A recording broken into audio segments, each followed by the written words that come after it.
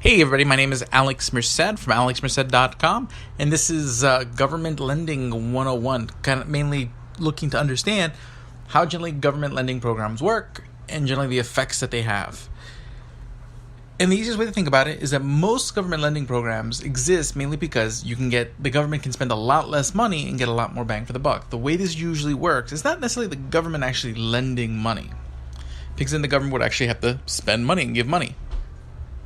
The way it works, and then plus, governments aren't really that good at the lending business, meaning underwriting. When underwriting means to assess risk, so they rather have people who are already experts in underwriting, experts in assessing risk, doing the decisions on who gets the loan.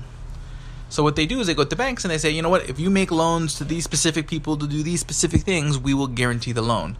Meaning that if that person doesn't pay off the loan, the government will pay it. So the bank's going to be much more willing to make those loans. And the theory is, well, since the government, since they're going to be making those loans, the bank is going to do some underwriting, some assessment of risk. Here's where the first mistake happens. Because of the government guarantee, now the actual amount of underwriting and the quality of the underwriting is going to suffer, because since the bank is no longer taking the risk, they no longer have as much of an incentive to assess how good that loan is.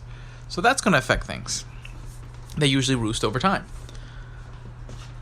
So what happens is, but also this means that more and more portions of the bank's lending will go towards these areas, whether it's housing, whether it's education. And basically the overall effect is that you've just shifted credit towards a particular area. And the problem is, when you have more dollars chasing the same good, you're going to increase the price of that good. So you're going to see increases in the price of housing, increases in the price of education. Vice versa, you don't see that you're preventing that capital from going where it would have otherwise went. So that means something else is underdeveloped, which is not always obvious what it is. So not only are you going to see worse underwriting, but you're going to see price increases. So you're giving loans to people who are less likely to repay those loans because over time, or you're giving just less quality of thought process in the loans. But two, you're creating price increases in the underlying good, and this creates a double problem. So let's examine housing and education separately. So in education, this becomes a problem. So let's say you remove the government guarantee. What would happen?